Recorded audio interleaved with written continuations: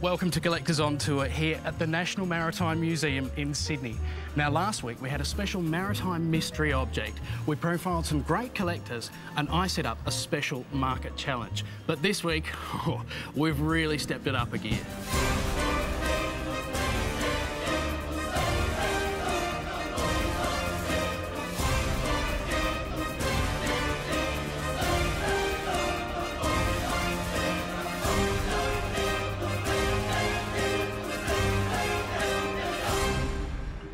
Tonight, we'll show you the meanest boat on the water. I was screaming at the top of my lungs, going, yes, yes, yes.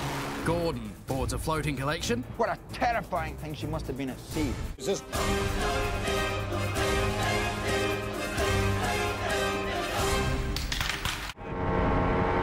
So you don't own a boat, you have a relationship with it.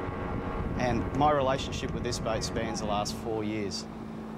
What I like about this boat, it's just a sculptural masterpiece. All of these fittings are just created with a passion. You know, the detail work, the selection of the mahogany and the finish of it. You just want to touch it. You can't just leave it alone. Casada was built in 1958 in Lake Como in Italy. I saw the boat about 12 years ago. 10 years later, I managed to track it down again, purchased the boat and brought it home, and 9 weeks later I had it finished and back in the water. From the day I was born, I was running, and I've just had an addiction to speed ever since. Anything that's got an engine in it makes a lot of noise and goes fast, I want. My aim has been to collect an example of every boat that's raced since the turn of the century. I've tried to collect an example of each era. These are my Sleeping Beauties, and they're waiting their turn to be brought back to life. This boat here was built in 1927 to an American design. I still use it on a regular basis. And the other boat at the back there, that was built in 1920. It's called Miss Playtoy, and it was a race boat. It actually won a few races, and I've got some documentation on it and also the trophies that it won. The other boat there, called Crazy Baby, was originally called Miss Boron. It was built in 1961 by a pattern maker called Neville Payden. It did 111 miles an hour, which is pretty good for a 14-foot boat.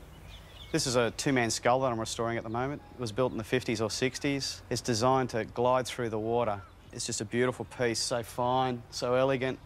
You know, still capable of about 20 miles an hour, and that's not bad for two manpower.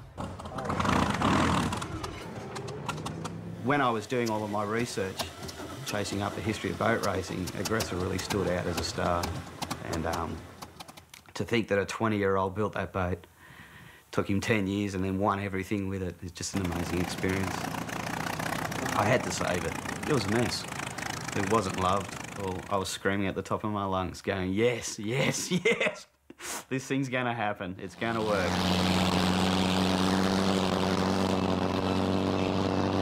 I think you could have heard me screaming over the exhaust.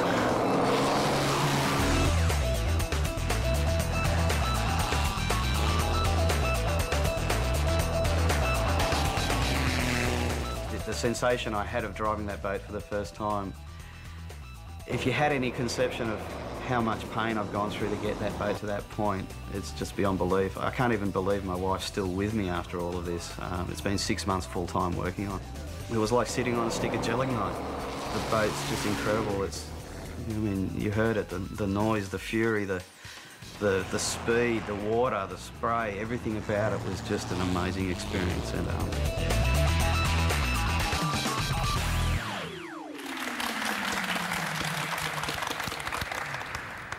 Dave, welcome to Collectors. Hi, how are you? I've been looking at your collection here on the table and your beautiful boats, and there are two things that characterise your collection. One, streamlined beauty, and two, speed.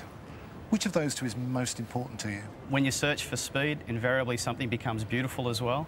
I enjoy looking at the objects, and I especially enjoy driving my objects. And I can't explain to you the sensation that you get doing over 100 miles an hour on water. Yeah, you're running on the edge. Now, tell me about the history of these boats. Well, the situation at present is that we've really documented our sailing boat history really well, and this museum's a testament to that.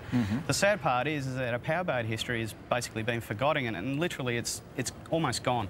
I find that I'm one of the few people, probably the only person, that's gone to a real lot of trouble to make sure that this history is preserved. I believe I'm a custodian of them, and although they do have a monetary value, it's not something that necessarily drives me. I mean, sure, they're a commodity and you could trade them, but I hope that when I'm finished with them, the next people that take over enjoy them as much as I do and look after them as well as I have. Sure.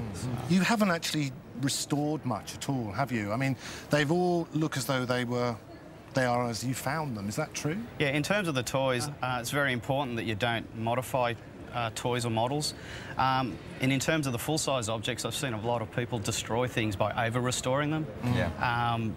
If the builder of the original item did something that was a little bit rough, leave that rough aspect to it, because that's how it ran on the day. Now, the one that catches my eye, I mean, is this one, because it's got an engine in it. I like engines. I found that at Roselle Markets. I bought it off the guy for $5.50. $5.50? That's not bad. $5.50, come on.